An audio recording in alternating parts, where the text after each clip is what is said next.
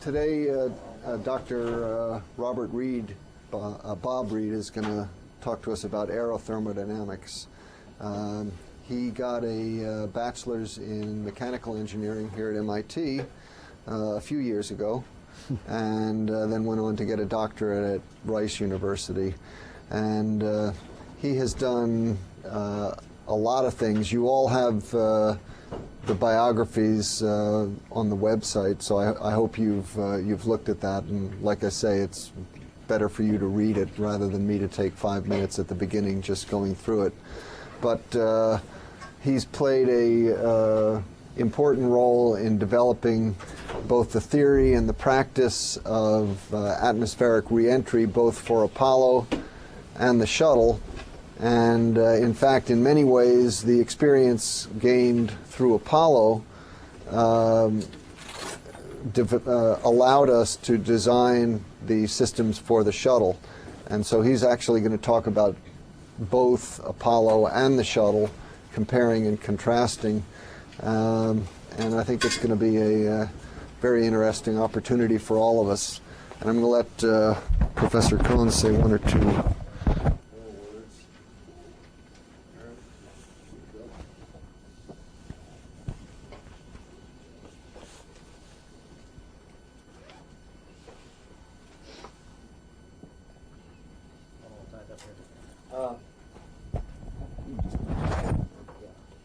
What I want to say is that Bob, Dr. Reed, has done a fantastic job in understanding aerothermodynamics.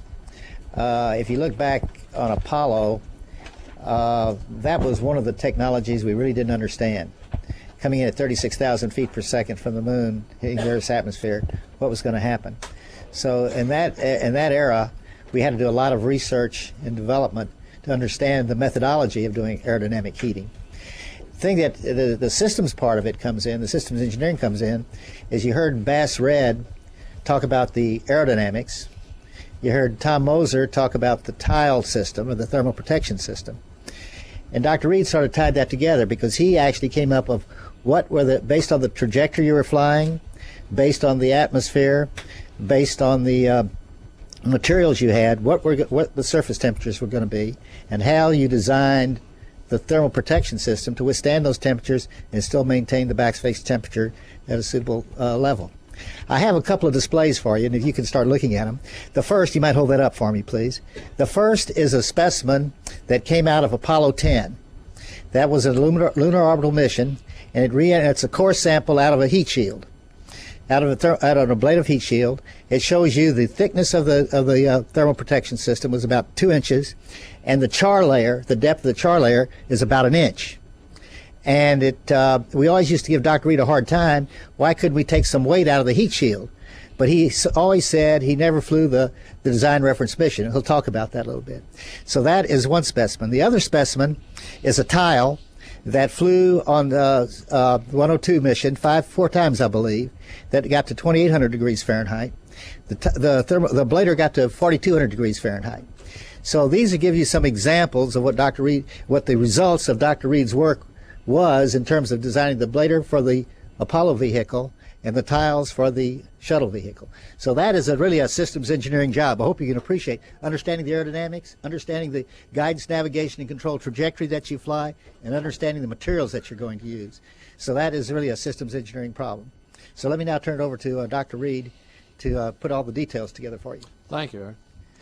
Good morning. I'm going to try to cover an awful lot of ground here in short order.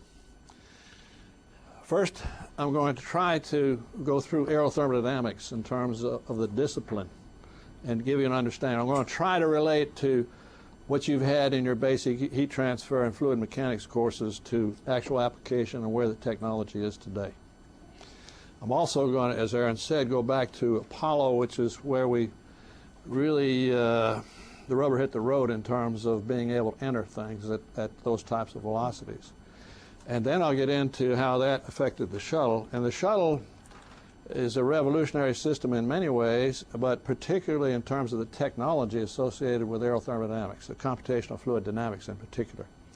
And I'm really going to talk about 3 levels of aerothermodynamics, which I'll explain as I get into it. And then I'll try to get into the systems engineering, as Aaron mentioned. And in fact, one of the major differences between Apollo and Shuttle, which we had to accomplish, is a significant accomplishment in systems engineering, which I hope to get into. First, I don't think people generally appreciate the parameters of what we're working with. You know, traveling at orbital velocity due east, 25,000 feet per second, that's about 5 miles a second. And the orbiter is about 250,000 pounds. And I'm sorry, I'm going to use a lot of English units. Quarter million pounds is a pretty good sized system. Picture that at Logan Airport, and 1 second later in this classroom. That's 5 miles a second. Another way of looking at it is that's about 125 tons. If you take a supertanker, about 500,000 ton, and just convert the energy, that supertanker would be traveling at 250 knots. That's the energy that we have to dissipate. Norman Augustine introduced the concept of rocket scientists. Our job was to dissipate that energy. If I was coming back from the moon, that supertanker, which is about a billion pounds, half a million ton, would be traveling about 400 knots. You're almost twice the amount of energy. Okay. Very basic. Actually, the whole problem is relatively simple. Basic parameters are first, free stream density of the air that you're flowing into, the velocity that you're moving at, and a unit area. That the mass flux is just density times velocity. The momentum that air has relative to you per unit mass is the velocity. So this is the momentum flux, which basically is the pressure to a very high accuracy. The energy that the gas has relative to you is 1/2 v squared, and so we're looking at an energy flux on the order coming to the vehicle 1/2 rho v cubed. Those are very important parameters, and people have gotten lost. I'm going to focus on accuracy and not on precision. People have gotten lost in details in terms of getting parameters. If you've got density and velocity, you basically have the gas parameters, with some major exceptions, which I will get into. The other aspect, and that is relative to the equation of state, if you want, the constitutive relations. The other thing is the geometry, which is the major difference between the Apollo and the shuttle. All right, now let's go back to the Apollo system. Nice, simple system, flying at angle of attack. One of the first problems that I was introduced to was a newspaper publication saying this system's going to burn up. It's going to burn up from the thermal radiation from the gas cap. Now let's consider coming back initially at 36,000 feet per second. Peak heating is around 33,000 feet per second, 10 kilometers per second if you want. We've got a shock, free stream density. At some point, we get to, ideally, equilibrium air.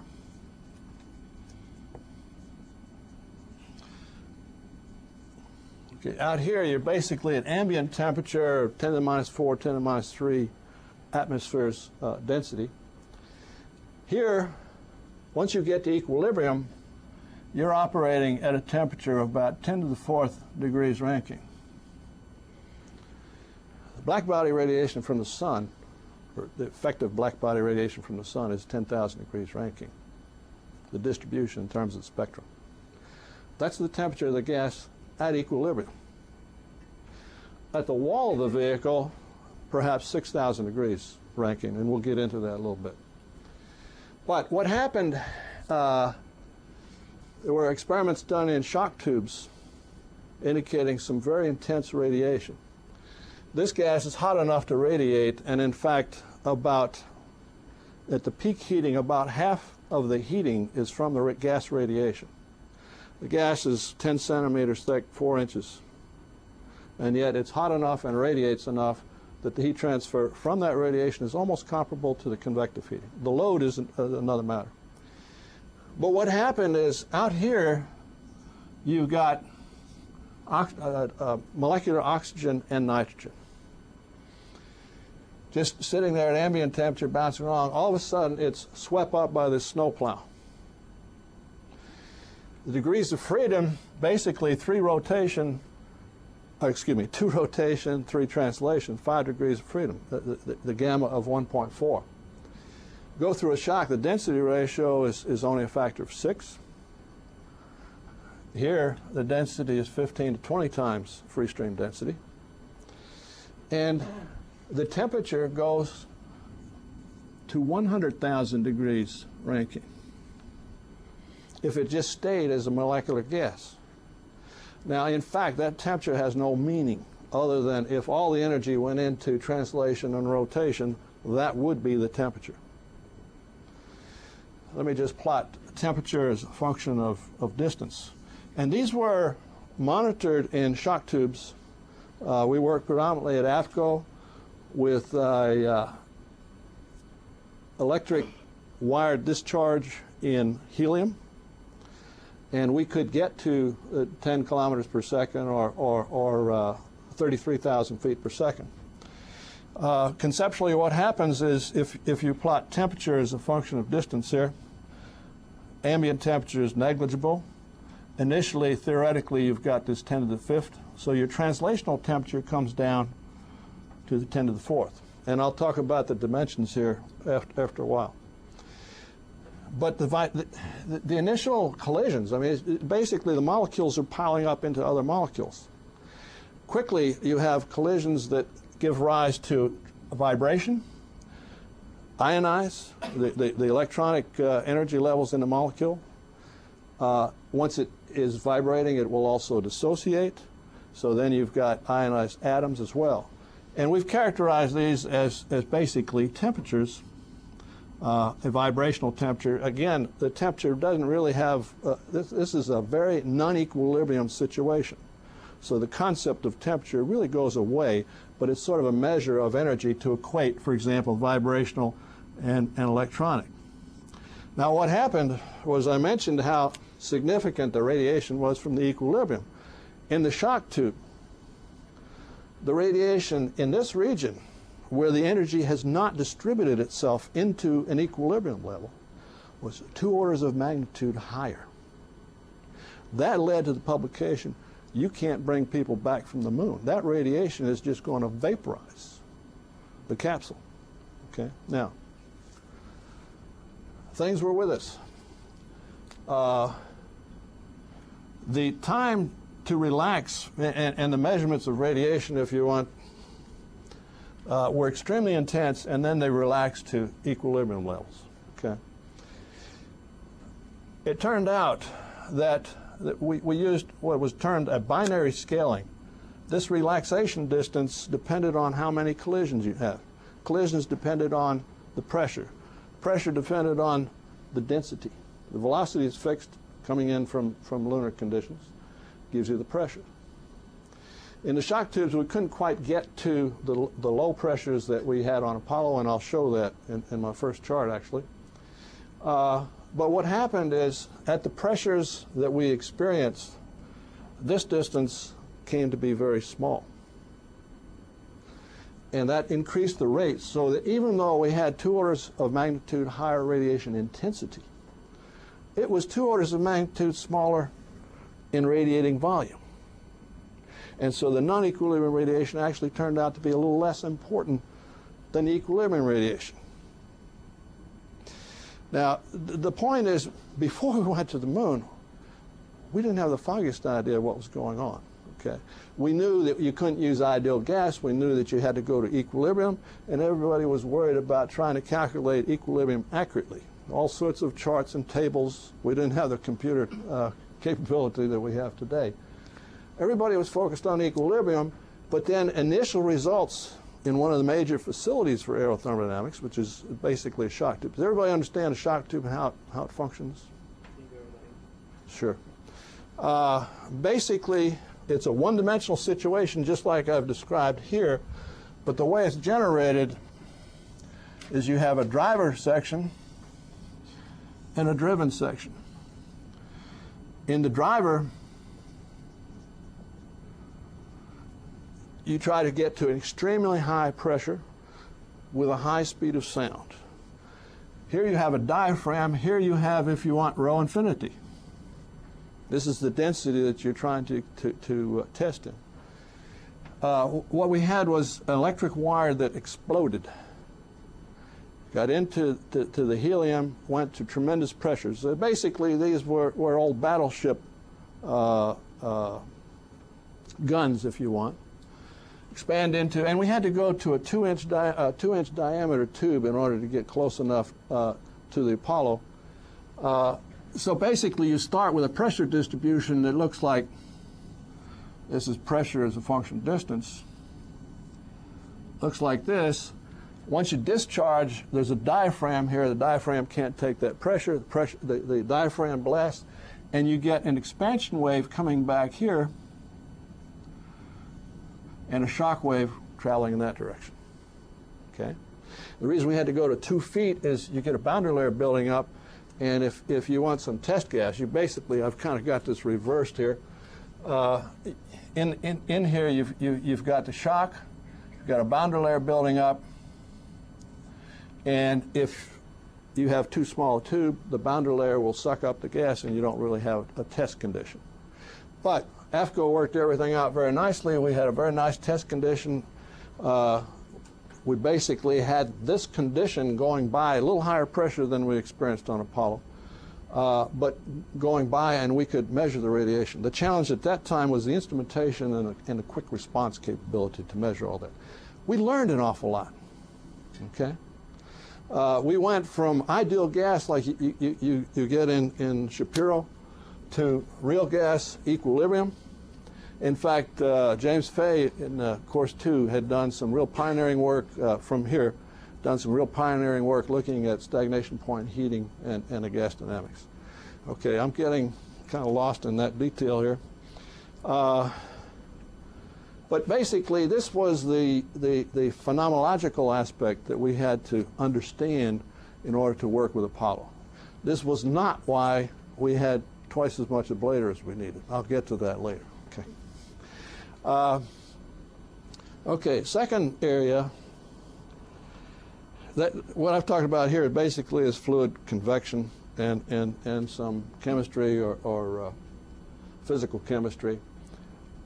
The next significant item is diffusion. Simplest case, obviously, is thermal diffusion. The first thing you learn in heat transfer and unsteady heat transfer, you have a one-dimensional situation, temperature initially, and you have a heat input. You end up with a distribution of temperature which diffuses out. Okay, functional form of that, if you recall, T is proportional to an exponential, let's call this x squared over 4 thermal diffusivity times time. And there's a square root. Think of it as a one-dimensional normal distribution, except instead of variance squared here, 2 variance squared here, you've got 4 times the diffusivity time. Significant thing is when we talk about ablators, when we talk about tiles or thermal protection systems, this is the significant parameter. We have an extremely high temperature at the surface. The job is to keep that from the structures, keep the energy from the structure. Thermal diffusivity is prime parameter. It is also not thermal diffusivity, but if you now consider simplest fluid mechanics, flat plate, first thing you learn about in terms of viscous flow. You've got some velocity coming along here, you've got a boundary layer that builds up. The boundary layer compared to x varies as 1 over square root of Reynolds number.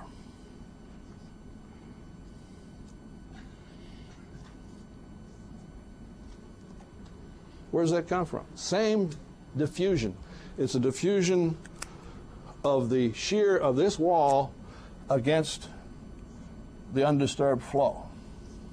Whether it be the thermal diffusion associated with heat transfer, the diffusion associated with the shear, same phenomena.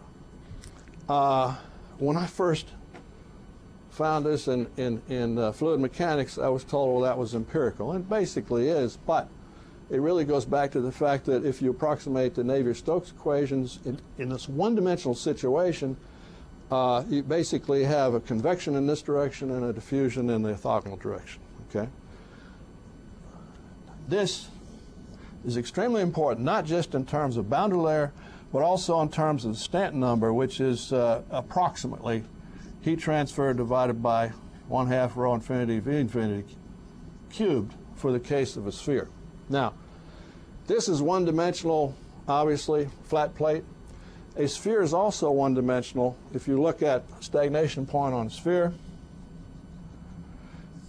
this is a singularity. You go to spherical coordinates, you've got basically the same phenomena.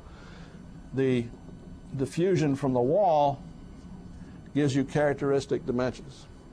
Very important because heat transfer is basically inversely proportional to the square root of Reynolds number. Okay? So we've got square roots showing up in the thermal diffusion, we've got square roots showing up in the heat transfer. Now, when you put in the effects of real viscosity and everything else, there's a little variation. But first order, that's the behavior that we're looking for. And that I'll illustrate now. If we go into a wind tunnel and we measure heating, or let's basically just go to flight. Let me do local heating over the energy flux.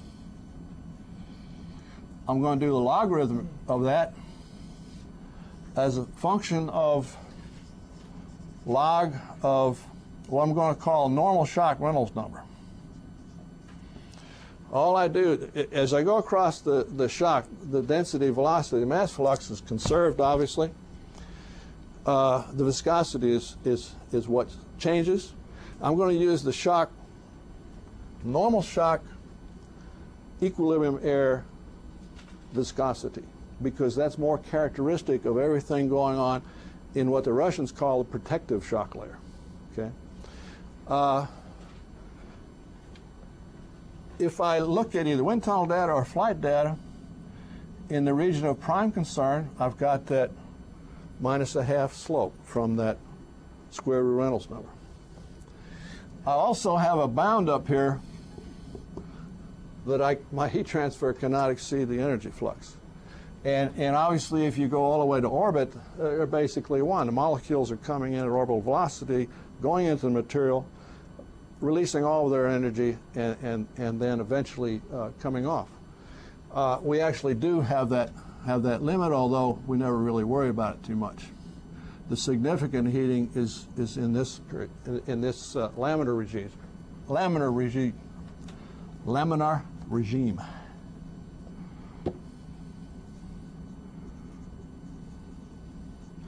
Okay, so I feel like because I understand Navier-Stokes equations, because I understand the diffusion process and that limit of the Navier-Stokes, I sort of understand that flow. However, we also have turbulent heating, which incompressible flow has a slope on the order of -1/5. I don't really understand that. I do not claim to understand that, okay? It's a combination of the diffusion and the convection, all sorts of things going on. And then we have transition from one to the other. Okay, theoretically, this would come out and come out lower. Now, this is extremely important in the shuttle design, as I will get to when I get to charts. But basically, we go into a wind tunnel, we can measure this on a particular configuration. We go to flight, and let me mention heat transfer and aerothermodynamics has been a field of study for many years. People have built models, done wind tunnel tests, shock tube tests, flown vehicles, and there was a lot of money spent trying to fly vehicles to verify our understanding. The difficulty, certainly with ablators, is measuring the environment. Did you really have the right heat transfer, or did the material just start to degrade? You know, what's really going on? When we flew the shuttle, we had a reusable thermal protection system, which is the tile that's being passed around with a real thin coating and very low thermal diffusivity. What better instrument could you have to measure heat transfer than that? And the data from the shuttle configuration is absolutely fantastic from a technological standpoint, from an aerothermodynamics standpoint. Unbelievable. So much better than anything that was done in the past with vehicles that were dedicated to try to get that information. Okay. Let me say a couple words about, well, first let me address the facilities. I mentioned the shock tube and went through that briefly. And the value of the shock tube was to look at phenomena just like this. You also can put a model, which is where Professor Fay got his information. You put a model in the shock tube right here, and all of a sudden you've got the flow at the right enthalpy and closer conditions to flight than anywhere else. Getting to these energy levels is extremely difficult. There are three facilities you can get to them. One is in a shock tube. Second is a ballistic facility where you fire a projectile that looks like what you're going to fly. And that does a good simulation job, except it's very small. And getting any measurements is very difficult. If you go into a wind tunnel, you can get great measurements, but you can't get the energy. So the shock tube and ballistic facility, I'll just put this down here as it has the difficulty of measuring things. The other place you can get the energy is in an arc jet. Now an arc jet is a continuous electrical discharge, sort of like the shock tube, where you're discharging an arc along a tube about the length of these tables of a very high current, continuous for a significant period of time, into nitrogen, and then you're expanding this and you're introducing a supersonic flow, and you test materials like the tiles or the ablator in as close to the environment as you can get on the ground. That is, for the times that are required. Entry times are like 20 minutes. So you need something that has the energy and runs for 20 minutes. Now this is a continuous flow of electrons. The thermodynamics here is not well characterized. People have studied it like mad. It is very non-equilibrium. You've got a very high density of electrons.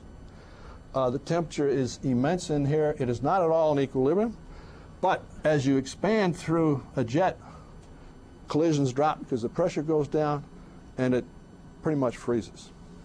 But this is where we do research on ablators and research on surface catalysis, which I'll talk about in a little bit, which really can affect the heating, particularly on the shuttle. And I'll show you some results there. But in any event, the arc jet is the other major facility from a TPS material standpoint, TPS being thermal protection system.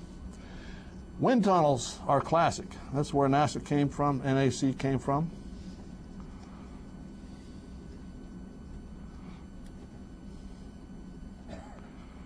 Aerothermodynamics is my field. Spelling is another area.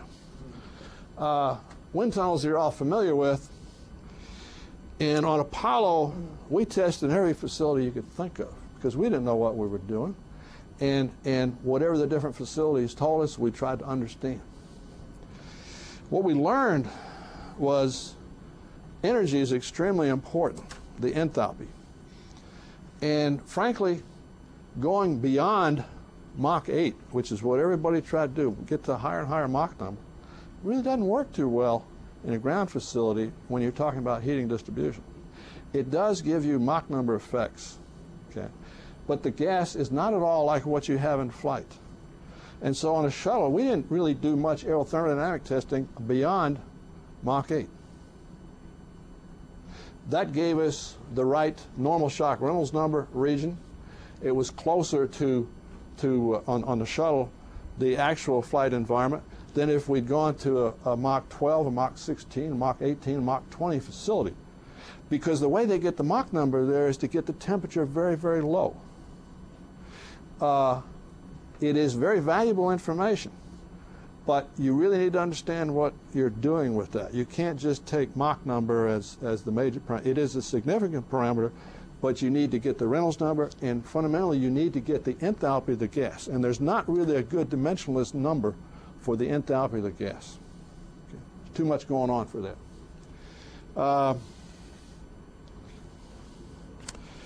Okay. The other significant source of information is flight test.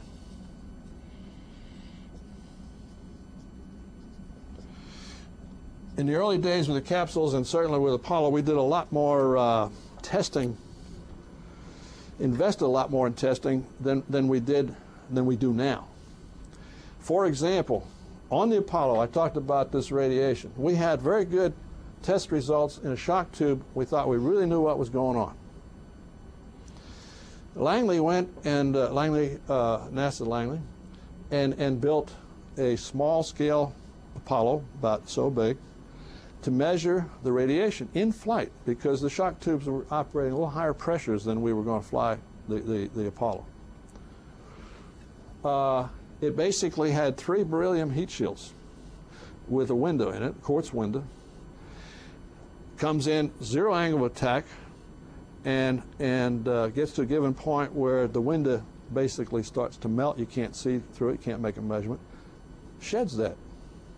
And ideally, the second heat shield comes about right at peak heating, simulating the Apollo entry, and then a third one.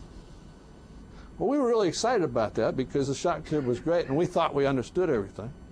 Well, we flew Fire 1. It was called Fire. I don't remember what the acronym stood for, but it was basically a small Apollo coming in. We got the data, and it wasn't anything like what we expected. What did it have? Well, it turned out, in order to get the high speed, we launched the Fire vehicle, then we fired a rocket down back into the atmosphere to simulate lunar return. Okay? Everything went well. There's a spring between the capsule and the boost stage, and they separated. By design, fine. But what happened was the booster lined up with the wake of the incoming test vehicle and just rode the wake because there was a lot less resistance with the air that's being sucked along with it. Clobbered the back of the vehicle, and it nutated. And so we weren't looking at the stagnation point. We were looking off at 30 degrees. Not only that, but the radiation was doing this, okay? Figured out the problem, sorted out, had a second flight test, worked beautifully. Turned out at altitude, the radiation did not agree with this binary scaling that I mentioned, and basically the radiation profile here, as I said, was like 2 orders of magnitude higher characteristically. But at high altitudes, it just wasn't there. At peak heating, it was.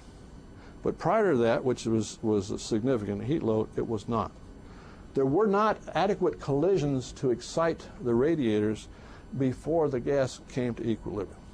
Okay. Now, as I mentioned before, at peak heating conditions on Apollo, the shock, I can't draw it very accurately to scale, was on the order of about 10 centimeters or 4 inches here at peak heating.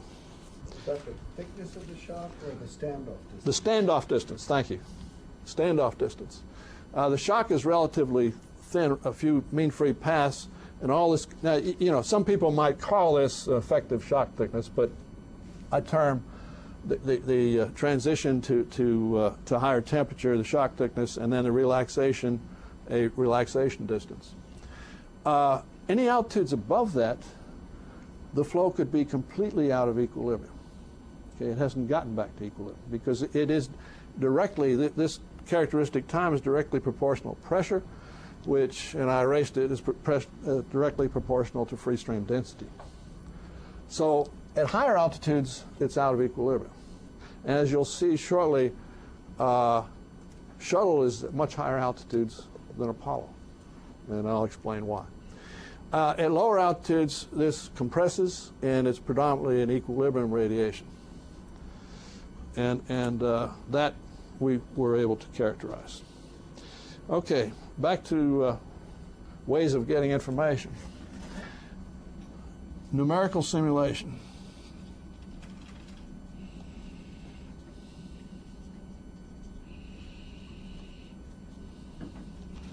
This is a significant revolution that you're probably more familiar with than I am. But it really occurred right through the development of the shuttle. And frankly, well, I'll show this in charts in terms of the design approach to getting the aerothermodynamic environment at flight used the same technology that we used in Apollo, and that was we take a model, scale model, go into a wind tunnel. Now this is a blunt vehicle, and so if you look at it as an inviscid flow, the close to normal shock entropy is basically the entropy of the entire body, right, inviscidly. And so the normal shock or strong shock gas dominates the flow around the vehicle. As you go low angle attack, you get into an entirely different situation.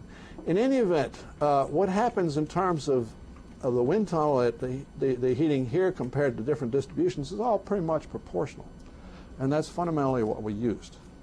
And that included even the wake region back here, and I'll talk more about that when we get into the charts.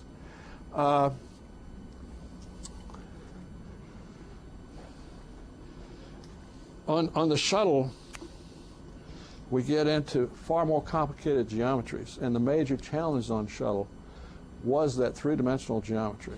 And we did a bunch of numerical simulation development. We had focused on the subsonic region on Apollo, which basically is most of the front side here, is basically subsonic. About the middle of the vehicle down is supersonic, and then of course you get into the wake here. This was our flow field interest on Apollo primarily because of this radiation. Okay? We had to understand the flow field in order to be able to compute the radiation. About half of that radiation is optically thick from the ultraviolet deionization radiation and also line radiation from atoms. It's optically thick. Okay? The other half of the radiation is basically optically thin, the molecular band radiation and other things. So we needed to understand the flow field. All right, we did some pretty crude engineering calculations in order to get that flow field, but we were focused on getting to a numerical simulation of the subsonic region in particular. Now, in those days, the computer was our real limitation. And of course, it was sort of embryonic. We have collectively just become orders of magnitude beyond where we are today. Okay? However, the design approach that I would recommend now is basically what we would like to have used on the shuttle, and to an extent we did before we actually flew the shuttle. We had confidence as a result of numerical simulations, is a combination of these facilities and numerical simulation.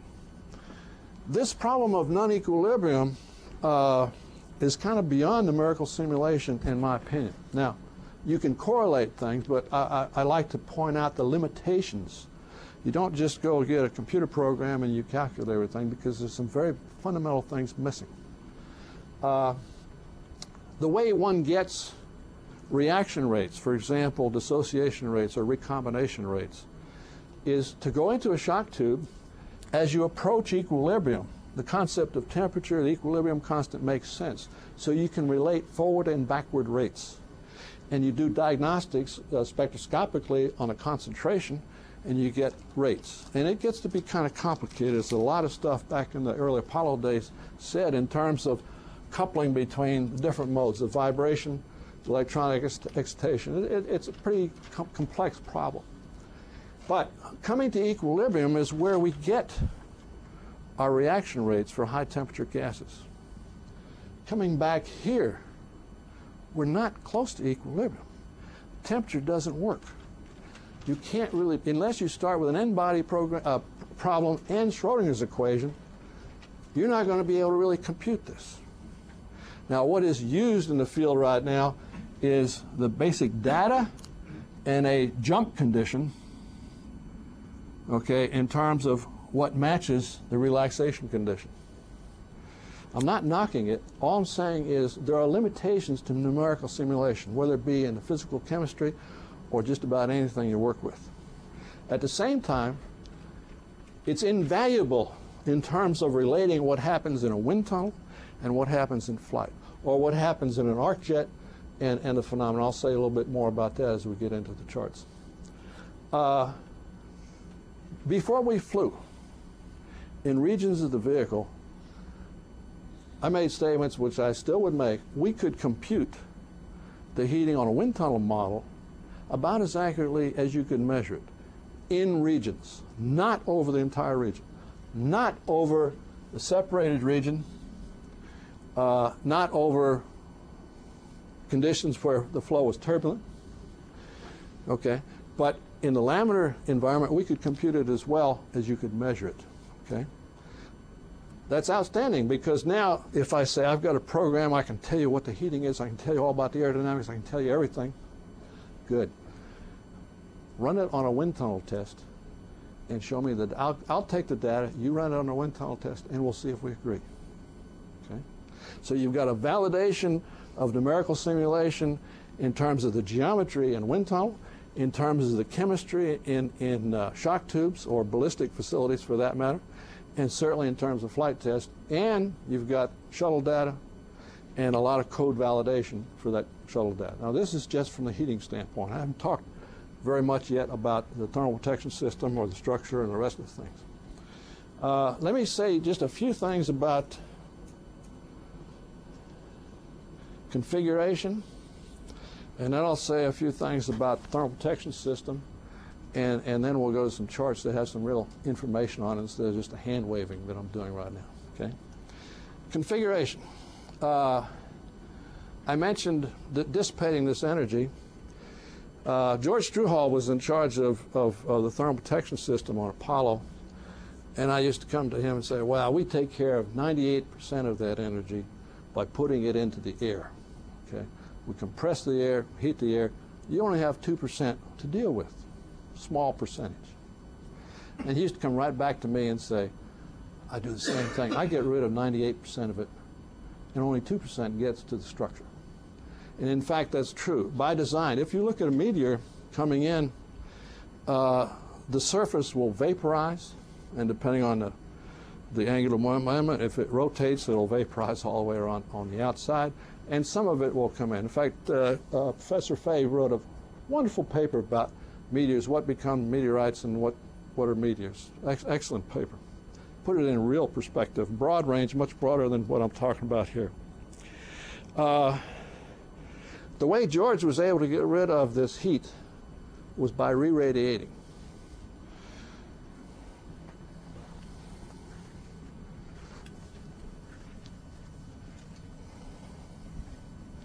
And this has been kind of unique to manned vehicles. Fundamentally, you've got a vehicle coming in, you've got a surface with the capsules far exceeding the material capability. The heat flux coming in here gets you to temperatures that are far above any material capability. And so what happens is the material degrades, and it's called an ablator. And the initial concept and application for ablators is as the material vaporizes, it basically pushes the air away to reduce the heat. And so, and this is sort of what happens in meteors, if you want. So you lose some of the initial material, and that sample that Aaron passed around, that black material, well, it was a little thicker when it started than the sample that he has, but you see this what we call char layer, where the material is decomposed. That generates a gas which, at high pressures and high heating rates, basically tends to absorb the energy that's coming in due to the chemical reactions primarily, and also due to the blowing. Okay? But a far more effective way of getting rid of that heat for us in manned space flight at the higher altitudes was to re-radiate it.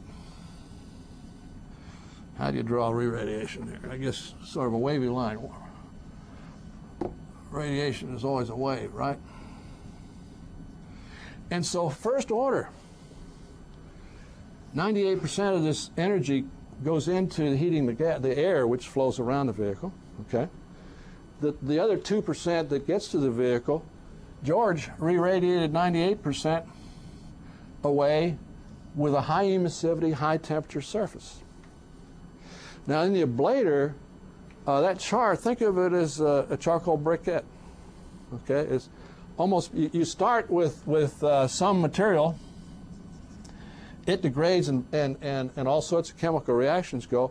If you've got a good ablator for our application, what happens is you're left with a residual char, which is black in very high emissivity. It's pure carbon if you want, okay? That's the challenge, is to get a carbon surface or a high emissivity, high temperature surface that can re-radiate. And now you've got... Just to remind the class, what's the most efficient radiator? Black body. There you go. Thank you. High emissivity, black body radiation. Get rid of all that energy before it ever has to diffuse through the tile or through the ablator to get to the structure, okay? That's fundamentally what we use to protect the vehicle. Now, while I'm on that, the ablators were developed for capsules, and we kept getting lower and lower density because we wanted to minimize the diffusion of energy from the surface in. There needed to be a substantive enough surface to hang together. I mean, if you just have charcoal and blow on it, it's not going to stay there, okay? With the early capsules, with the Apollo, we had a fiberglass structure in there that basically retarded the ablator from flowing away. Now, everybody tells us we were twice too heavy on the ablator on a capsule, and I'll explain that in a bit. It's a systems engineering problem. We got away from it on shuttle, so pay attention when I get to that problem. In any event, we were a factor of 2 high over most of the vehicle, but not in this region. On that region, we were right on. Not by knowing what we were doing, just by luck, okay? What happened... So when you say right on, what you're saying is that the char layer went essentially all the way in... We hit our temperature requirement on the structure. If I blow that up a little bit, I've got a surface here of ablator, which is pyrolyzing and charring, and I've got a flow over the vehicle. I've got one heck of a pressure gradient.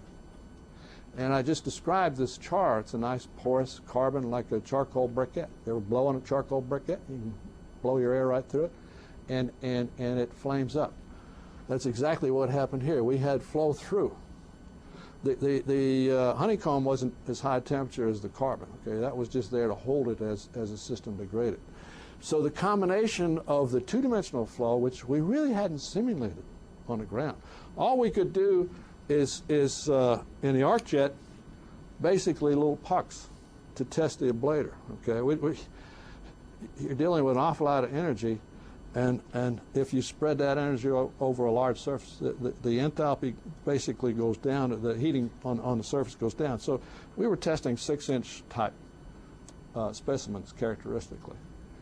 We really didn't get the flow through. In fact, we eliminated the flow through because we had one-dimensional models and we wanted to understand the process at one dimension.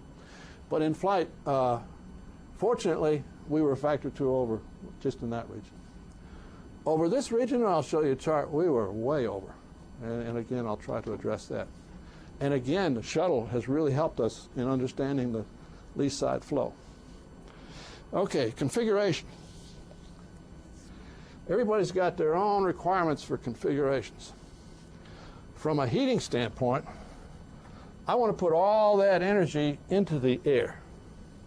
So I want a maximum drag configuration. I just want a flat plate normal to the flow. Well, that's wonderful. It's high drag, but it's not stable at all. Okay, so let's go to a sphere. Now, the center of pressure, that's no matter where the pressure is on the vehicle, no matter what the pressure is, it goes right to the center, okay? And that's probably also about the center of gravity if I flew a sphere. Certainly if it was solid, but if I build a spherical spacecraft, so it would be neutrally stable. Well, that'd be great. I could spin it and distribute the heating over the entire thing. As I enter, that happens to some meteors. Well, it's not too comfortable, and I don't have control, and I also generate a little lift. There's all kinds of problems with that. One other problem, if I use just a section of a flat plate, if I look at the heating distribution, if I plot the heat transfer in this direction from ground test and also not from flight, from ground test, you have some level of heating, but then when you get to the corner, it really goes up because of the pressure gradient, the same thing that we experienced on Apollo in terms of the ablator. So you want to give it some curvature, not only from the standpoint of stability, but also from the standpoint of the heating distribution. And indeed, if you look at the Apollo at zero angle of attack, pretty much has almost a uniform heating distribution. That's very efficient. I can design my thermal protection system to be so thick, and I manufacture it, produce it over the entire surface exactly the same. That's wonderful, except I still have the corner problem, and so I round the corners a bit. This is only from an aerothermodynamic standpoint now, and so I don't have this corner edge heating problem nearly as much as I do. Well, that's fine, except a zero L over D vehicle gets kind of high G's coming in, and you don't have much control. And I'll address a little bit of that, and you've probably also already heard about the flight mechanics control. In any event, I need some L over D, so I go to angle of attack. In order to go to angle of attack, I have to take the center of pressure, which is basically the point about which the aerodynamic forces, if I put a string and pulled on that, that's how the aerodynamic forces are acting on that, right? And I want the center of gravity ahead of that, and now I've got a nice stable configuration. Not too stable because the control people want to do things with it, but stable from the standpoint of not having to fire RCS jets or have control surfaces and all that type of thing. That's how we designed Apollo. It worked very well. And in fact, if you look at the shuttle at angle of attack,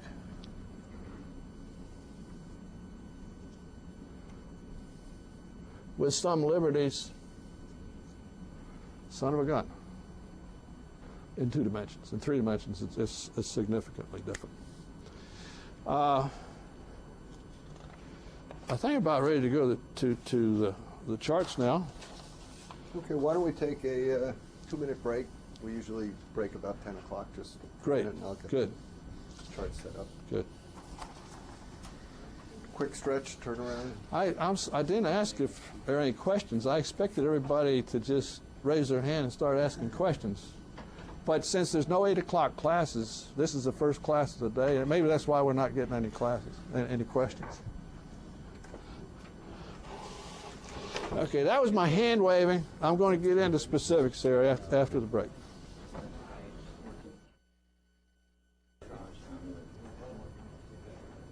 Is there a water fountain close by? What? Is there a water fountain close by? That's not critical. I'll go get you some water. Thank you.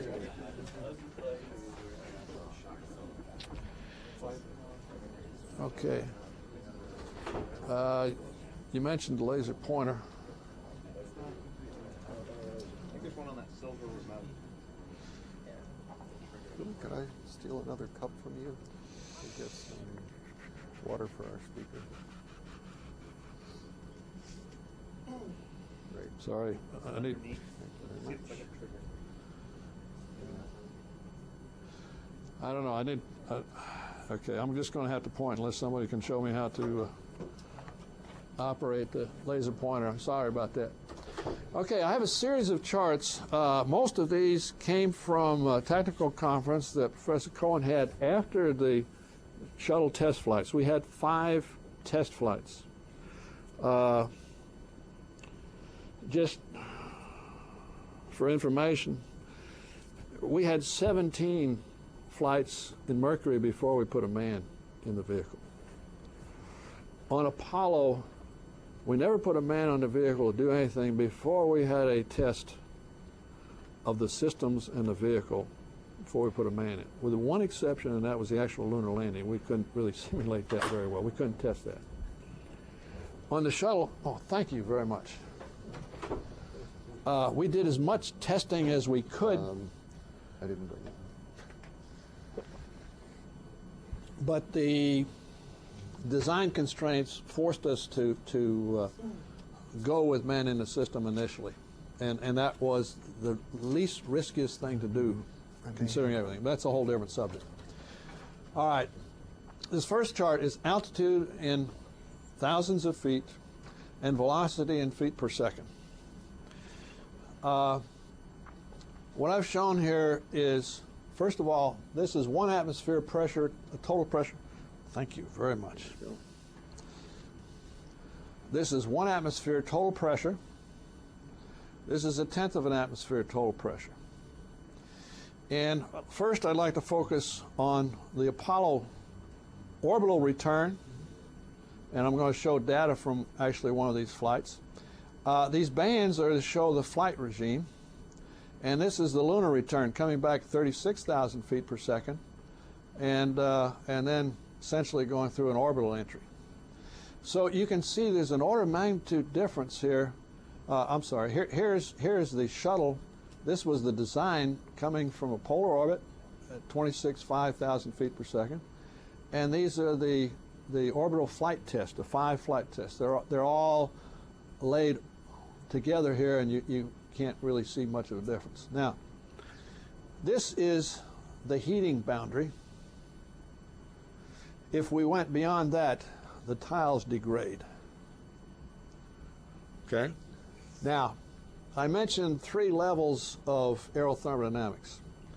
The design level, well, I'll get into the design level a little bit later. The first level was basically the Apollo technology. That was, we went to the wind tunnel, we correlated the distribution of heating on the shuttle relative to a reference, and we used a 1-foot sphere as a reference.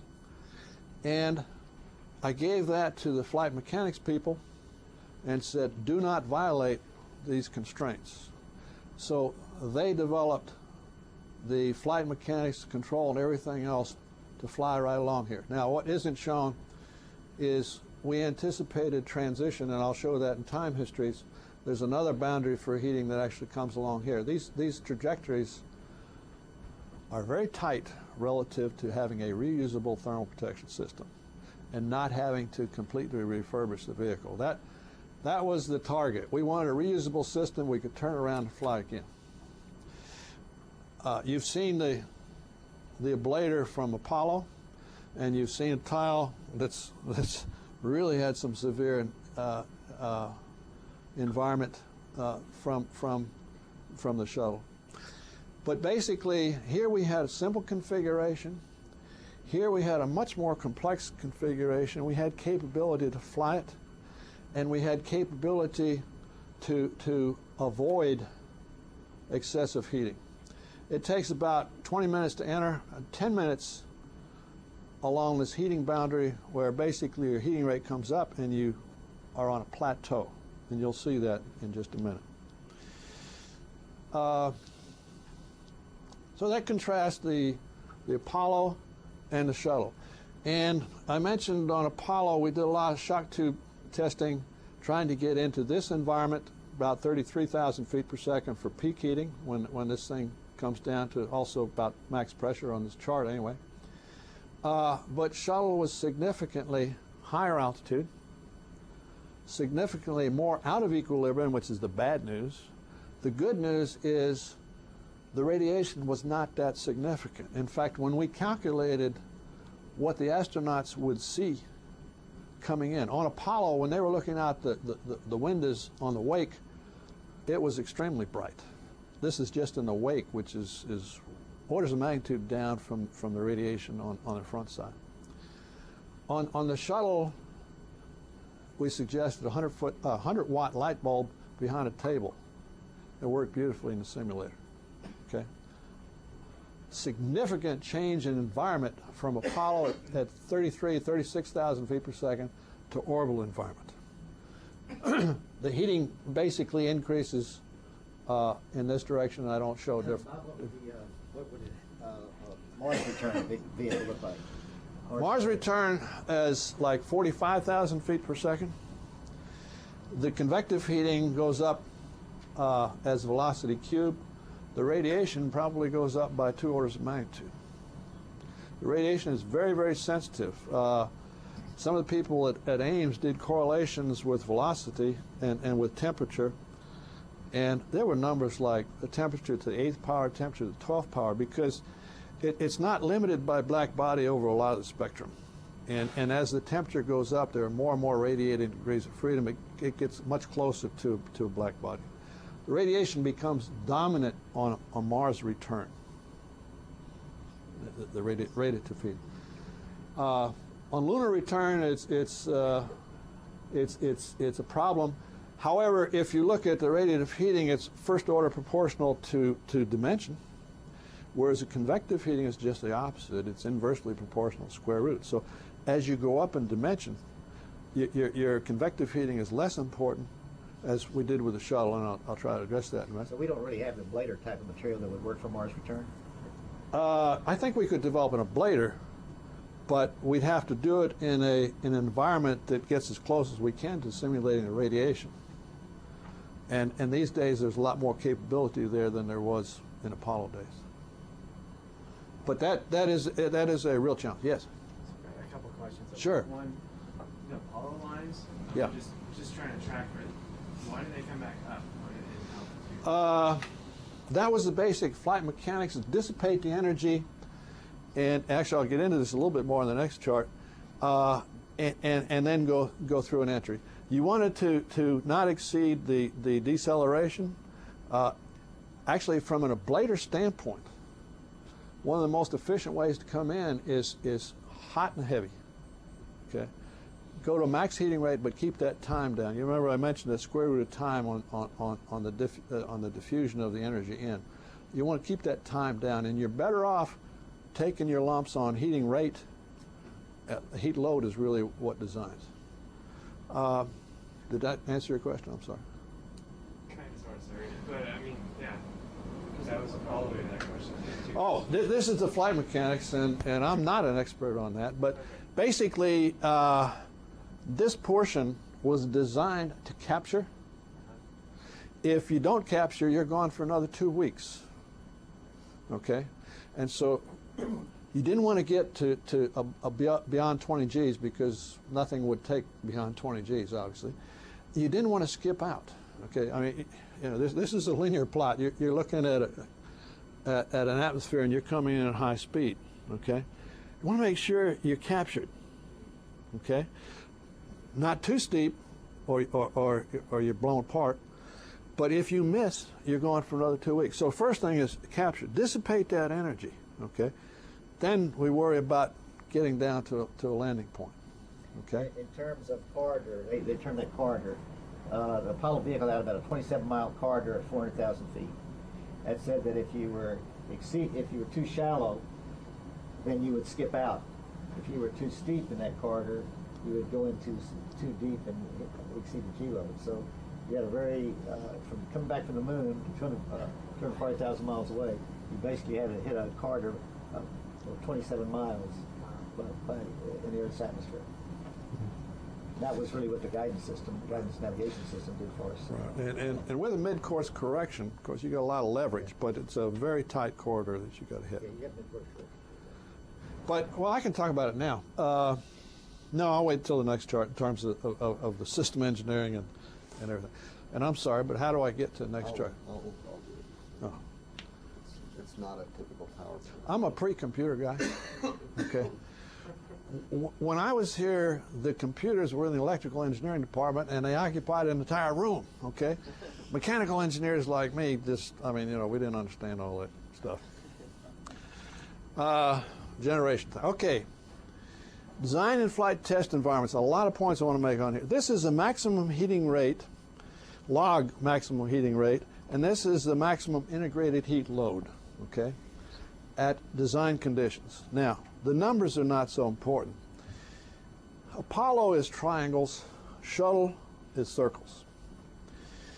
Filled is design, open is actual. Okay, so let's start with the Apollo. Our design is up here, coming back from the moon. Actually, there were two design points. This was the maximum load, which was the thickness of the ablator. That's the weight. Okay, we picked the material, we got the best material we could. Now the question is, how thick do we make it? And that's the weight. Here's the design condition. The heat load, I mentioned before, relative to the question, we didn't have the flight. We didn't have the trajectories of flight mechanics when we started the design. We had to start the design of the capsule, the ablator, and everything else in parallel with the development of the computer capability and the flight mechanics and being able to actually fly this thing. Okay. So what happened? We knew we couldn't exceed 20 Gs. And so give me a trajectory that comes in and hits 20 Gs. I've got to be able to handle that heating rate. We also need to capture. If we skipped out and went another 2 weeks, that was kind of tough on the crew. So give me a trajectory that just stays in. They're miles apart. That point is up here on that chart, okay? For clarity and trying to illustrate other things, it's way up here in heating rate. And there's sort of a range of entry of Apollo in terms of what you would have. That's the maximum you could get, okay? All sorts of things in between. This is an actual flight. This is log paper, okay? Significant difference, factor of 2. Square root of that, 40% of that ablator that we didn't need is in the trajectory difference, okay? But now here's the systems engineering point. When we looked at Apollo, when we started the shuttle, we looked at Apollo and said, how do we get this heat shield down? Well, if you look in the aerospace industry or NASA, you have specialists. Everybody does their own little thing. I'm an aerothermodynamicist. George Truehall was the thermal protection system guy. Tom Moser was the structures guy. Then there's a materials guy. All these different people, they all do their thing and they work together as a team, right? Okay. We're designing a system to go to the moon and come back. Boy, I sure don't want to put too low a heating rate in. I mean, I don't want to be the cause of a failure. So I think the heating rate's going to be right here or whatever. Well, I better put, I mean, I've got to, I don't have that level of confidence. I've got some uncertainty. So I'll put 10 or 20% at least in on my heating, right? The ablator guy, he's testing in arc jets, and he does exactly the same thing. The structures guy says, well, okay, we want to do this, that. Well, on the shuttle, for example, we wanted to, our guideline was 100 missions. A structure would take 100 times, 100 cycles. Okay, well, if I don't exceed this temperature, and, how well do I know that? What are the stress level, all the different variables? This is what I expect, but I better put a little pad in. There's nothing wrong with that. What was wrong is we didn't have communication with all these people, okay? Somebody gives me a trajectory and I calculate heating. And I say, boy, this is what I think it's going to be, and I'm going to show you some of that in all honesty, which you won't see in journal articles.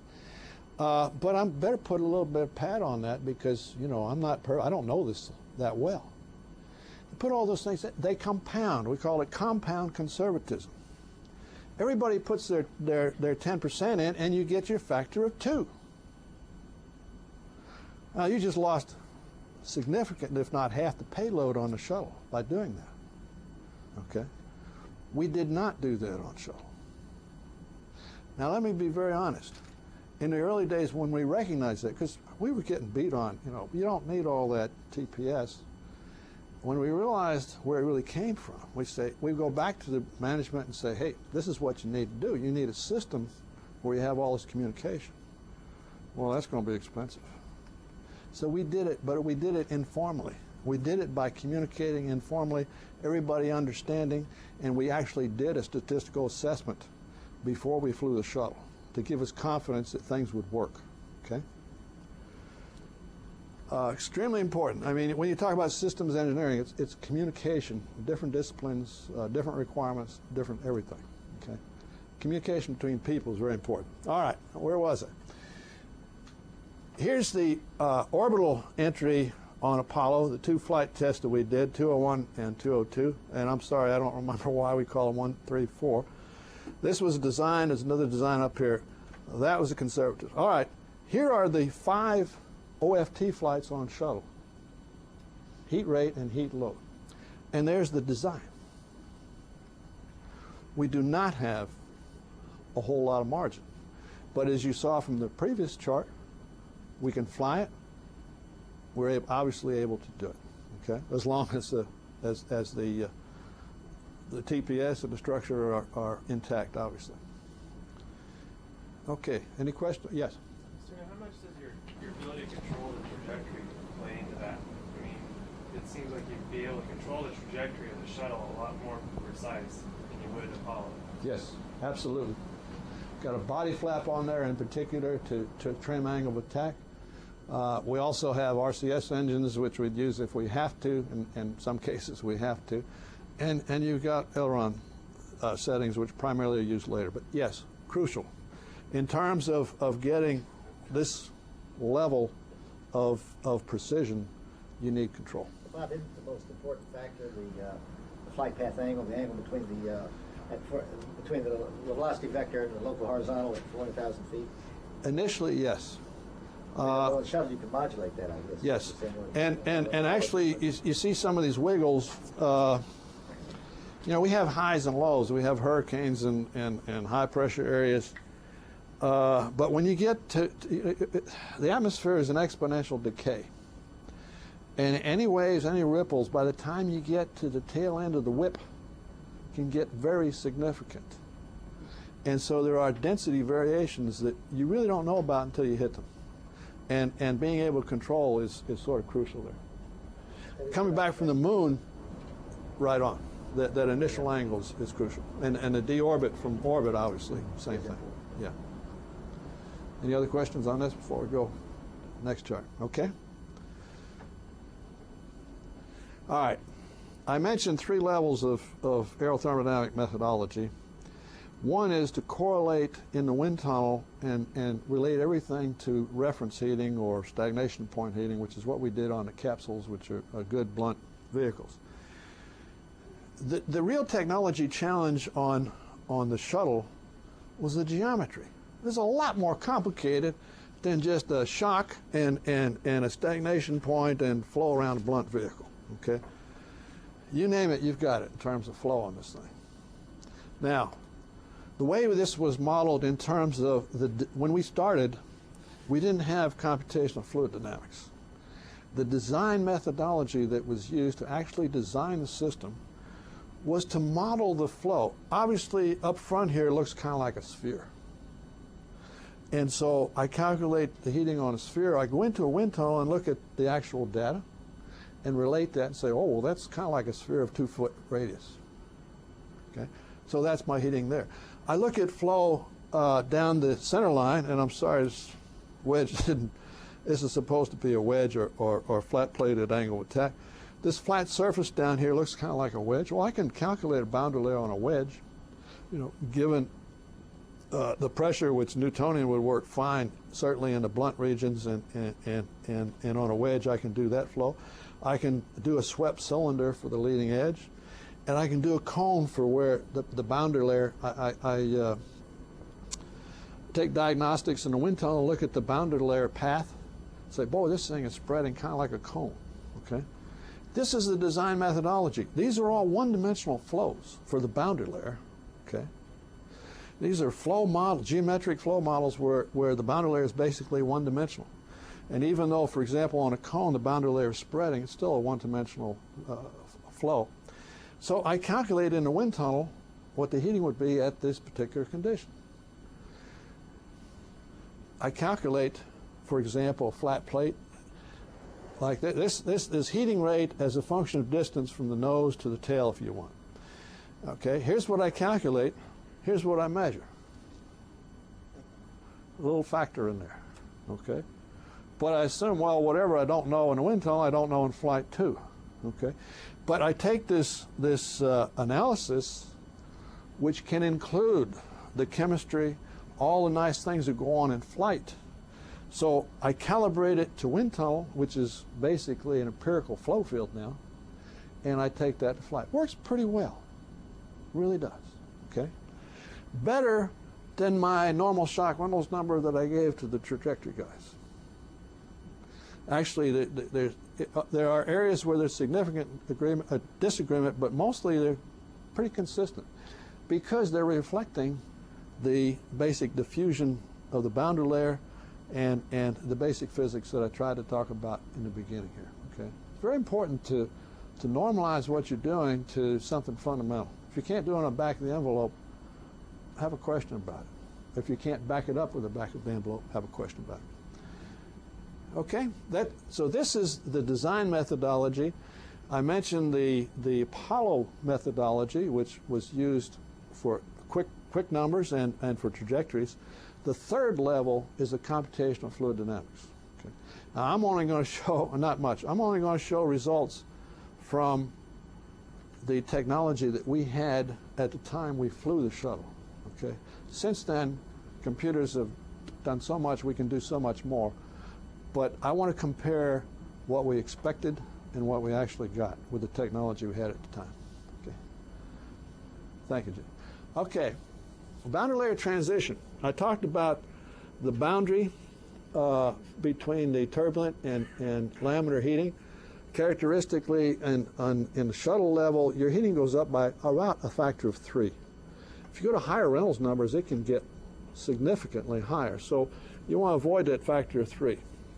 Our initial estimate on the effective roughness, I have to say, was not as good as it should have been, but the technology wasn't really there.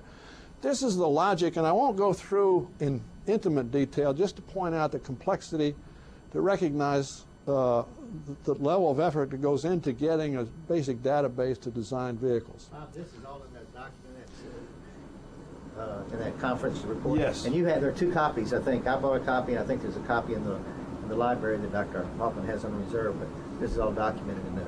Right. And I won't spend much time other than say we first looked at smooth body transition. This is heating rate versus distance. Smooth body. And then we put roughnesses in. We actually went to cryogenic models with simulated tiles to get that boundary layer sucked down to be a little better simulation of flight. Okay. The alternative was to put bowling balls on the surface of the thing to try to trip the flow, and that didn't have anything to do with physical reality. So there's a lot of work there.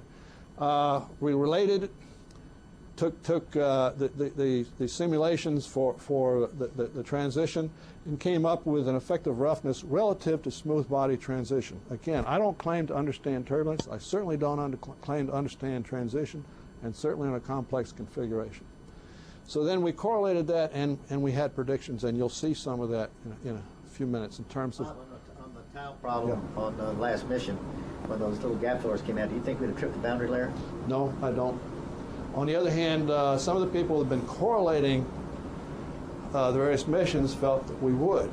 And the problem is the first time we had a picture. Yeah, I understand. You know, we had tile gaps after we landed, and we said, oh, gee, this is the relationship. So there was a lot of correlation, but I'm not sure it was that valid. I really don't think so. I really don't think so. Jeff? Next. Yes, please. Okay, now this is the surface catalysis. I haven't really talked about that. I talked about the gas going from molecular to dissociated, ionized, to weakly ionized. When you get back to the surface, at surface conditions, you're back to a molecule again. Now, I'm simplifying things here, but I think the way to look at it is you start out with a molecule, you blast it apart, you have atoms. You get back to the surface of the vehicle, and at equilibrium now, you're back to a molecular state. Yes? In the whole design process, was the shape of the wings and the underbelly designed first, and then you calculated the properties, or did you have to go back and say, no, this wing design is impossible because of the heating, do it this way? Was there a cyclic process, or was it one way? Or it was primarily one way. Here's the aerodynamic requirement in order to come in. The biggest exception of that was on boundary layer transition. The structure, you know, that classic, if the structures guys design an airplane, or if the electronics guys design an airplane, or the aerodynamicists, they all come out to be different airplanes. The prime thing was the aerodynamics, to be able to control it, bring it in. We did alter it relative to where the thermal protection system was. The other thing we did is don't fool with Mother Nature. The structures guys like to make things nice and flat or cylindrical, and the flow is continuous radius of curvature type phenomena. And that difference is very, very important, particularly for boundary layer transition. So we did fair the geometry to keep the boundary layer transition essentially 2 orders of magnitude lower than it might have been. But overall, I'd say predominantly is aerodynamics, and we tried to calculate the heating to the configuration that we had. If you had your say, would you have changed the geometry in any way to reduce the heat load even further, or to reduce the tile thickness that you need?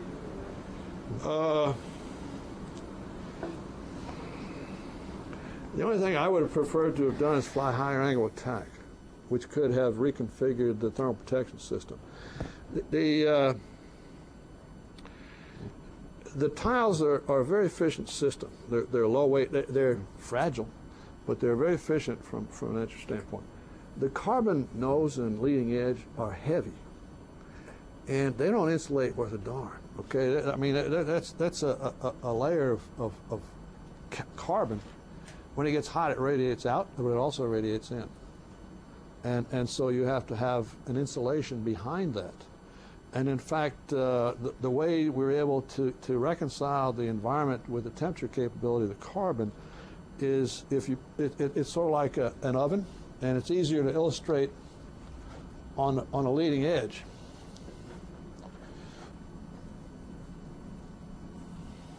Just picture a two-dimensional airfoil at angle attack, and a carbon section, if you want, covers from here to here.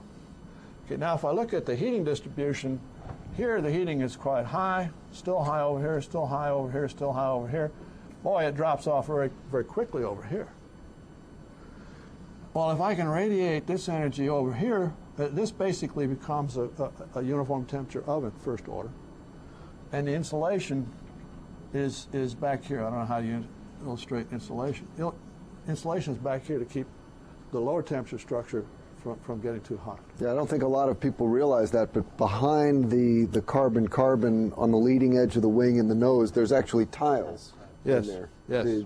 Just like on the outside of the rest of the shuttle. So this is sort of a staged thermal protection system, okay? And if we didn't do that, if we put the tiles right up here, then this temperature could exceed the carbon capability, okay? So by flying at high angle of attack, I could reduce the amount of carbon. What was the problem going to a higher angle attack? You said there was a conflict. Yeah, the problem was there was a desire. One of the requirements was long cross range, and you don't get that at high angle attack. I mean, high angle attack just comes in ballistically if you want. You roll around the velocity vector so you get a little L over D. But if you want to go range, you need more lift, so you need to drop your angle of attack. Very significant design parameter for a shuttle. And if you recall the trajectories, it was primarily needed from a polar orbit where you're trying to get to a particular runway. You don't have as much capability coming from polar orbit as you do from equatorial or lower inclination orbits. Okay.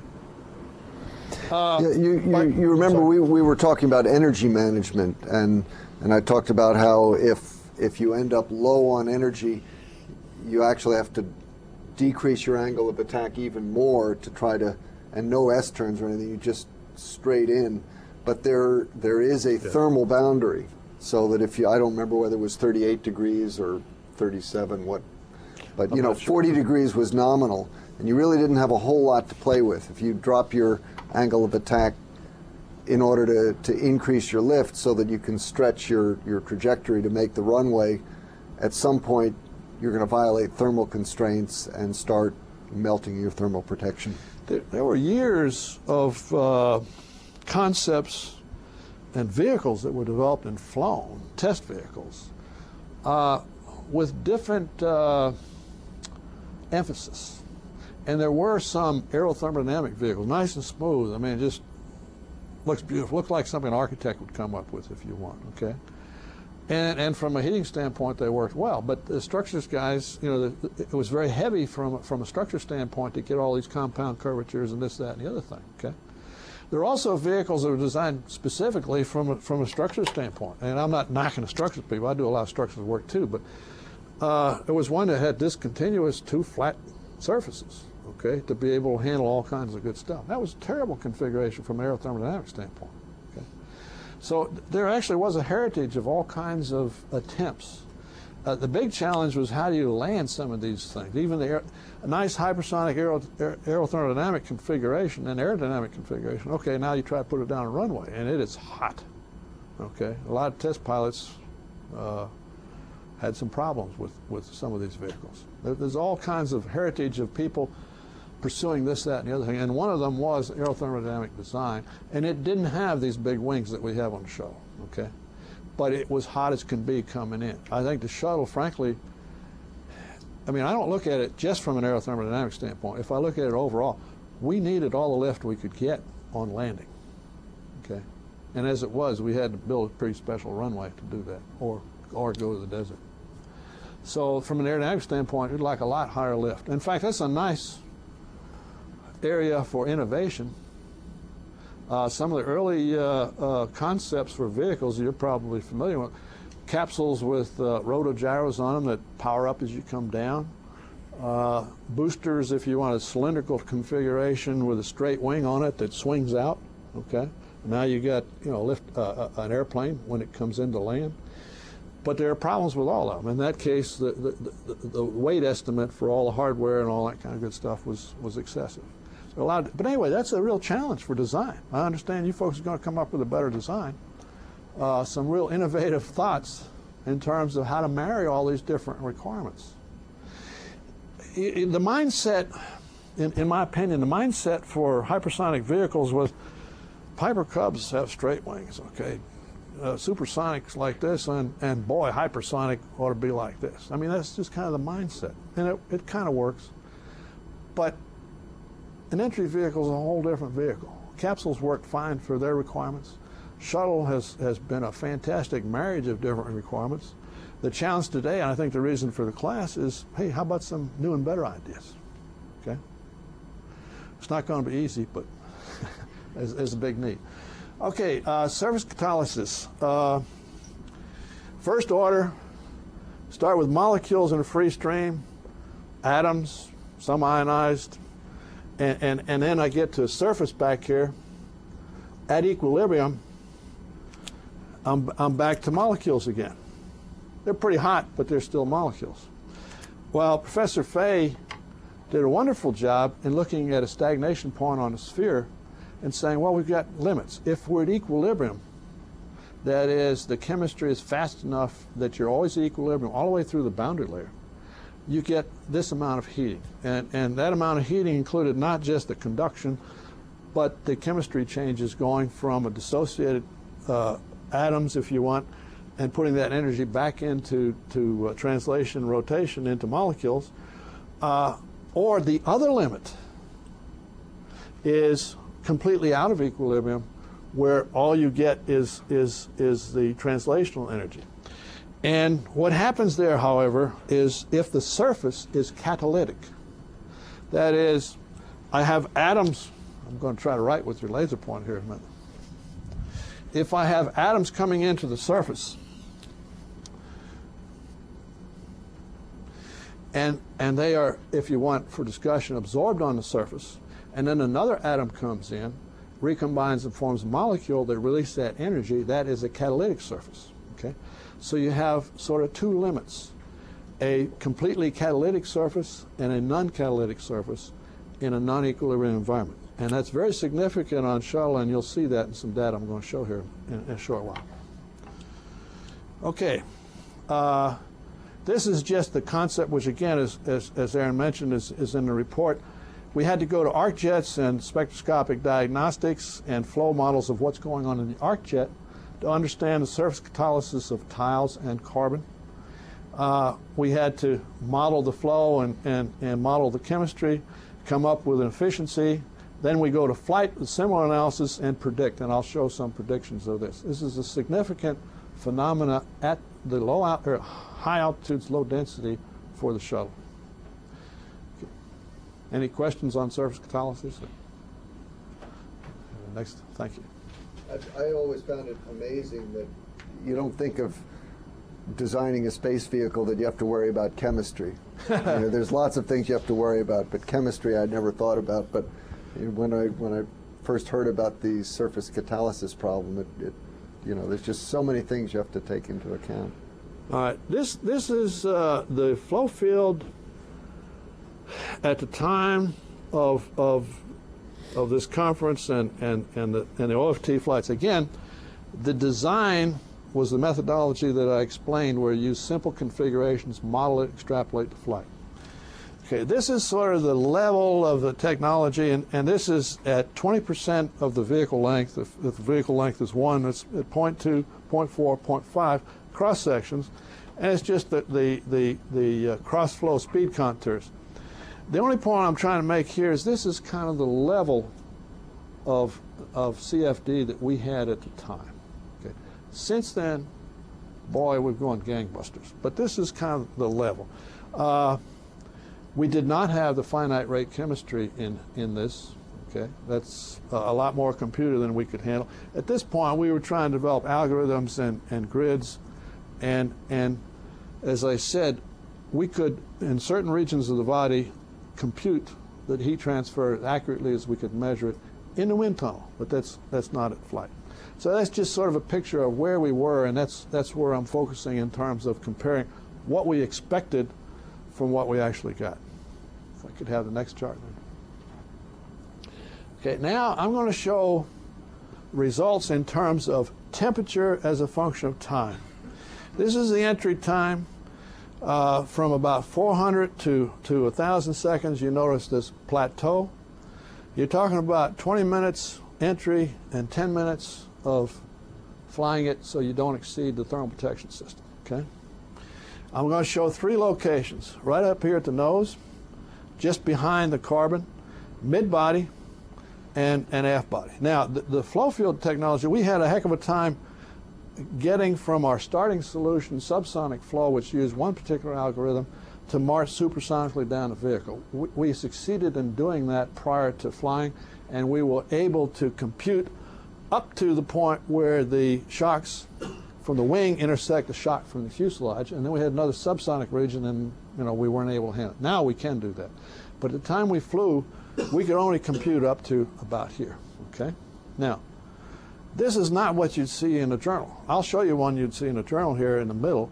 This is right behind the carbon. Now, what we did is we computed at different times through the trajectory, and then there were correlations to get the history.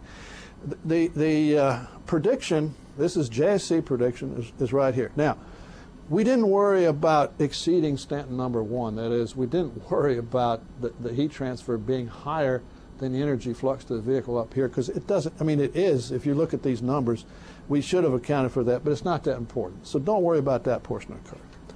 Up here is very important. Now, this is temperature. And I just mentioned, sigma T, epsilon sigma T the 4th. That means the heat transfer is 4 times as bad. We did a terrible job up here. And I'll get back to that. Now, over here, what happens is I try to stay laminar. I come down, and we predicted well, this was really a stretch. We never got turbulent heating up on the nose, okay? Way beyond wind tunnel, way beyond our experience base, but, the model just went up there. So we really didn't expect that. That was a pretty conservative boundary layer transition. And then, well, son of a gun, the actual temperature is higher than turbulent, even though it would appear to be laminar. What's really going on here? This is right behind the carbon. The carbon is an oven, okay? As the surface temperature of the tile drops, which drops very quickly because it re-radiates, not because it diffuses, we control that, right?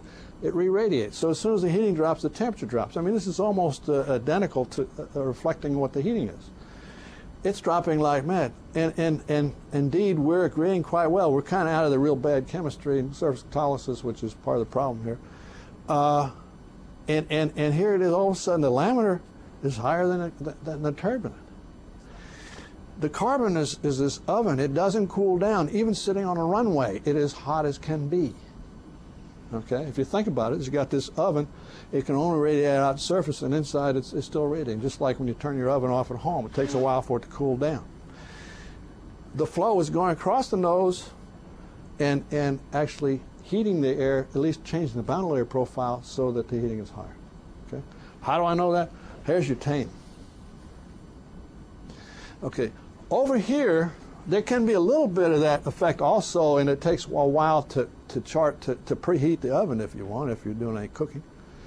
There's a little bit of that, but predominantly this is a chemistry. See, we come much closer together here in time, okay? This is predominantly the chemistry. At this time, this non-equilibrium relaxation distance is about 6 inches, okay? Now, we're not into radiating gas, but we're certainly not into equilibrium. That is also a factor, and that is not well included even today, in my opinion, other than through correlations of the shock in what's going on here. You won't see that on paper because we did a terrible job there. Okay? We did not exceed design material requirements, and I don't think I put anything in there about, when I get to the thermal protection system, I'll go through the philosophy of having confidence to fly. And obviously with our predictions we would not exceed the tile capability so we could fly. But we were off here. Off badly. Okay, at least you were off in the conservative direction. Well, that's the way we tried to be, but I'll get into it. This is really what we expected to the best of our understanding. It's really what we expected. Yes, I was surprised at this also.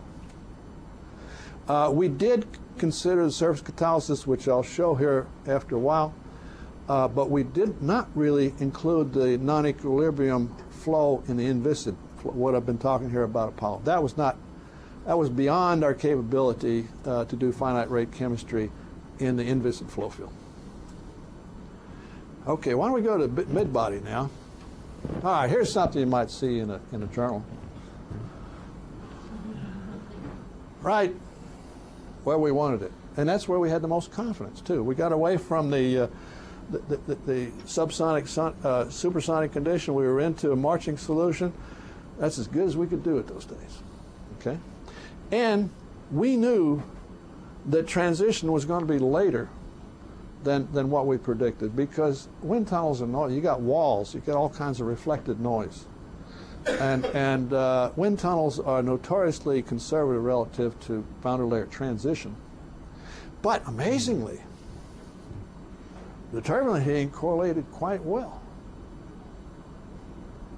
And that even works with a normal shock Reynolds number. I mean, when you go back and look at all of the shuttle data with a crude back of the envelope normal shock, local heating to reference heating, including turbulence, it's amazing. It really is. You know, first order physics seems to hang in there. In spite of all the complications of chemistry and all kinds of things that can happen. You have to be careful, but overall things usually work for you. Again, this you know, that's academic there. If we put in a constraint, that would look a lot better. Okay, that's good stuff. We can do even better now. And as you can see, when I said we could do a wind tunnel as accurately as we could measure, in flight, basically we could do the same thing. Mid-body, everything's just right for CFD folks. Okay, now we'll go to the rear where we go past CFD and more to the wind tunnel correlations. And we're not doing as well. Certainly on transition, we knew we'd be very conservative. This is ideally how we designed the vehicle. Fly to the temperature capability of the tile. And on this STS-3, right on. That's what we were trying to do. Now, if we exceeded this, that's all right, but we don't want to exceed the material capability, and we obviously don't want to exceed the structural capability. And let's see, I want to talk about surface catalysis. Then I'll get into the thermal protection system. I got one chart I'm going to spend a lot of time on. If I could have 15 minutes. Okay, thank you. Okay, this is distance down the vehicle from the nose to, I mean, it's a linear distance to, there's 50%. And this is surface heat flux at one particular time in the entry. The circles are flight data. These are catalysis experiments. This is a fully catalytic or equilibrium heat transfer. This is a zero catalysis non-equilibrium, boundary layer non-equilibrium. Now the reactions are not occurring in the boundary layer. This is the flight data, the open circles. I don't remember what the measurement problem here was. And here's this point way up front. You can see again. Now this is a viscous flow field where we could do the chemistry, but we couldn't do the fluid mechanics real accurately, okay? I mean, this is still a mix and match. Look at the difference between the measurement and the prediction. Same thing as before, only I eased it by showing temperature instead of heat flux, okay? The surface catalysis is the predominant factor. Now there's some rambling in the data here depending on particular location, et cetera. Okay, but our friends at Ames developed a catalytic coating, and they coated tiles. And they said, we're going to demonstrate surface catalysis. So they put these tiles at these particular locations. If the whole vehicle was like that, the heating would have been up here. But since it was just a tile, a boundary layer comes along here, and all of a sudden, boom, it gets hit with a different boundary condition.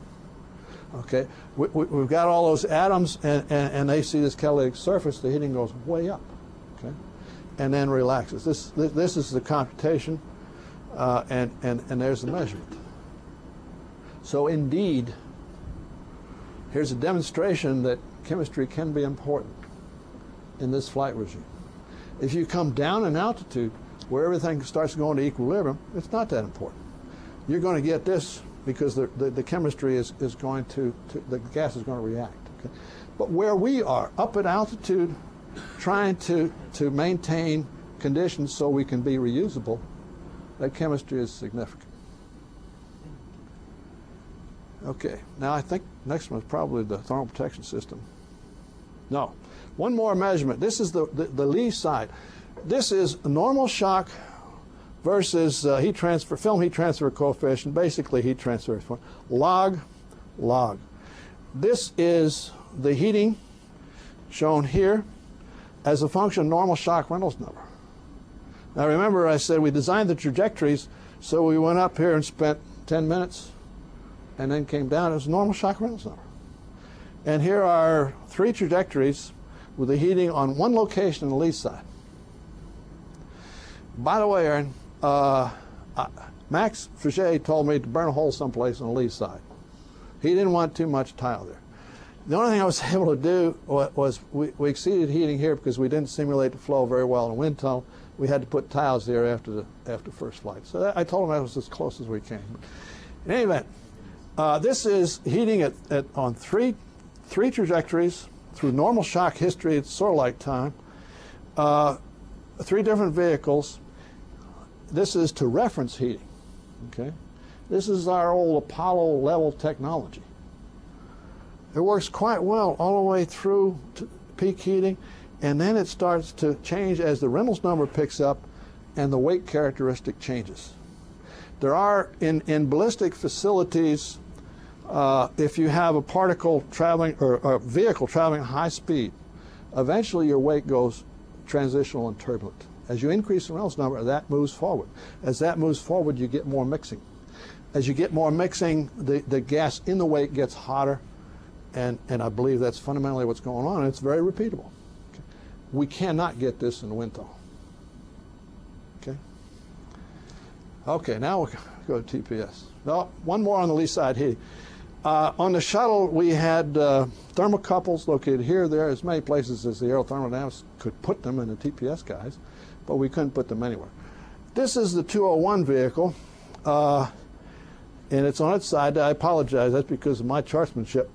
the vehicle's coming in at an angle of attack on here. This is the windward side where there was charring. This is white paint down here, and I'm sorry, it's a terrible photograph. Because of some of the protrusions we had on the first vehicle, okay, we also got some charring on this side. This is not charring. This is some charring, and it's blown up here in the way the chart was made. 1 point. This is the first entry heating, and the lee side was extremely important. What did we do? You know, how hot is it? We got the data, and it was all over the place. It was down where we thought it probably should be, and it was like an order of magnitude higher. And we thought, that data's no good.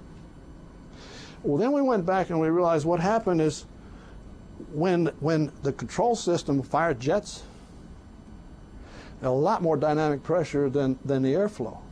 A lot cooler, but a lot more. So when I fired a jet, all of a sudden it's like putting a big wing out there. Tremendous disturbance. And indeed, we were able to correlate firing RCS jets with when the heating was way up here. And flow times are so fast, you're talking milliseconds for reaction times, back down when we weren't firing jet. Unbelievable. We went to learning something, okay? Again, interaction systems. Okay, now I think, finally, this is my one and only chart on thermal protection system, which is the real hardware stuff. This is temperature versus time at a mid-body location. Okay, now this is from STS-1. We didn't have data until this time on that flight, which is why I haven't shown much aerothermodynamic data. We only had a late time data. Okay, this is the design trajectory coming in from polar orbit. Okay, our design condition was we do not exceed 350 degrees Fahrenheit if we want to have 100 flight life with this aluminum. Aluminum is great stuff because it's a good conductor, but it's low temperature, it expands, has some other Bond line, that means that the bottom, just so that everybody Thank you. understands. Yes, thank you. Not, because those temperatures are much lower than you see on the surface of the tiles. That's after the Yes. heat has diffused. Right. Right. I think Tom probably talked about the SIP, the strain isolation pad. I'm sure he did. This is after you diffuse through the tiles and through the bond, RTV bonds through the SIP. This is the actual aluminum temperature. Okay, now I'm talking predictions. This would be the design. This is what the vehicle was designed to experience. Okay. Now, the design prediction was right here. That was purposefully a little conservative. Okay, the guy who's building it doesn't want to lose the vehicle. He's not going to get paid, plus much bigger problems. But this is what we expected. That was our best estimate, okay? And again, if you recall, I showed you where we really knew what the heating was, so this is really a TPS test right now, okay? If you read the TPS section in that report, you say, those guys with the heating, they're just way too high. Right here, we were right on, okay? So this is a purely TPS test. Except for, turns out it's my fault here. In any event, here comes the data along. This is the prediction for this particular flight, STS-1, right here. Okay, this is what we predicted for STS-1. This is what we would have predicted for design, and this is the design technology prediction, okay, which has a little conservatism in it, obviously, and on purpose. This is, yes, you can fly the vehicle with confidence. We're flying this STS-1, no problem. Okay. And we're pretty sure we can fly design, but, you know, things have to go right for us. Do a pretty good job along here. And this structure is, you know, intricate and everything. The thermal modeling has to take into account all kinds of geometry, materials, etc. And all of a sudden, right here, boom. What happened? I admit to overlook. I'm sorry, I'm not using this thing. I admit to overlooking this. What happened is we opened the vents. We let some air in. I mean, you're up in a vacuum. You do not want to let air in when it's hot. Best way of burning a hole right through the vehicle is open the front and back door. Absolutely worst thing that could happen to you. You can't re-radiate the energy. You don't get rid of that 98%. Okay, it just was like a blowtorch. But once you get down, if you don't do something, you know, you've got this vacuum vehicle and you're getting atmospheric pressure coming up on you, and all of a sudden you're going to be crushed. So at some point, okay, it's all right, we open the door, we open the vents. This particular location, not all locations, this particular location could experience that air, and not only that, but the air is expanding, so it's chilled as it comes in from outside. Okay, still cold compared to what we've been working with. I overlooked that. Okay. Now, in fairness, there are a lot of areas where there's insulation, you don't get that cold air, and so you can't use it in many places. But the point is, looking at the overall system and the kinds of things that can happen, you can take advantage of those in designs if you're clever, okay? If you're innovative. And so look at the difference. I mean, you know, there's 50 to almost not 100 degrees difference, a significant difference there. You can take advantage of that if you design a vehicle that you pop it at the right time, get some cold air in there, because that's what we're trying. We're trying to control this temperature from a temperature standpoint. The other thing in the shuttle, which I'm sure Tom discussed, was the thermal stress. I mean, if one area gets, if the belly gets heated and the wings don't, you know, the whole wings pop up, okay? That is one big integrated problem which gave us a lot of difficulty. Again, with the simulation and computational capability we have today, I think we can do a much better job of that. And also just understanding the importance of it. I think that's all my charts. No, I'm sorry, I've got one more, which is not a shuttle chart. We were looking at an experimental orbital transfer vehicle, a low WOCDA vehicle running from geosynchronous to low Earth orbit, and then we use a shuttle to go from low Earth orbit to the ground. We were trying to make that reusable because you don't want to go up and put a blader on a vehicle in orbit on a space station. And we thought we could do that. Now, this is not coming back from the moon. This is coming back from geosynchronous. It's not quite as bad. We had a design, and to prove the concept, we had a little model we were going to build and fly. This came from a paper I gave discussing that. Basically, this is the analysis and testing from research to an actual real hardware system, from the fundamental equations down to numerical simulation. This is back of the envelope or perspective from fundamentals. That's kind of the fun part that I enjoy. Then modeling, as we do, for example, in a design approach on Apollo. Correlations of data, numerical computation, and then numerical simulation where you're trying to do as good as we understand with the equations. Right? Fundamental research, the technology development, which is where NASA's major emphasis is, component development of systems, and finally subsystem, model, and system testing. You need all that stuff, okay? You'd like to go right down the matrix here, have a good firm foundation so you really understand what you're doing, therefore you have confidence in doing it, and therefore you develop capability. There are no shortcuts.